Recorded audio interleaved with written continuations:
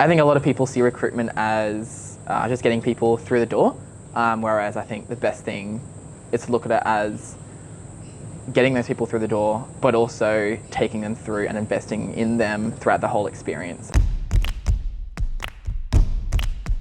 Hi, my name's Callaghan. I'm from the Gold Coast, Australia, and I'm the current State Director for Oaktree, Queensland.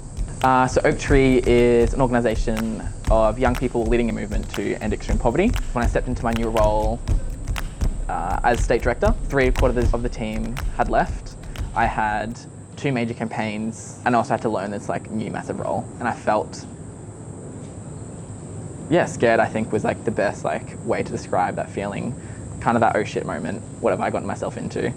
I think looking back on it now, I feel really proud of that I persisted, stayed in, and what I actually accomplished. I think when looking back on that and trying to figure out what exactly I had done, I can give you 8 tips on how to get through that period. I think it's important to make sure that you really do prioritise recruitment, create capacity within your own schedule. Yeah, I think it's really important that you do this. It's obviously really easy to feel like it's unproductive to sacrifice those tasks and not work on a particular campaign. But it's better to have a full team of passionate individuals than to waste your time doing all the tasks yourself.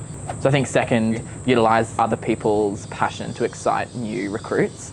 For example, I started off with a couple of team members. I was able to utilise their passion and their drive to excite the new team members that I was recruiting. Ultimately, I was able to step back and still focus on that recruitment while they built culture for me. To do this, you do have to bring them into the problem. And I think that's very nerve-wracking for someone in a leadership position. I know I was worried about them doubting my own abilities if I asked them to come in and help me. But it is important that you do bring them in, have a one-on-one meeting with them, speak openly and honestly about the problem, but they're there for a reason, they're passionate about the organisation, they're going to want to help. I think also make sure you're targeted about where you go to find people.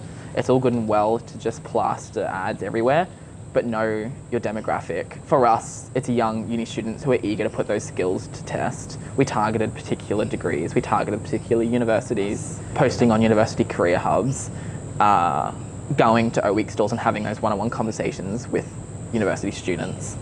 Also, I wouldn't look past those online job platforms. A lot of them do actually have volunteering options.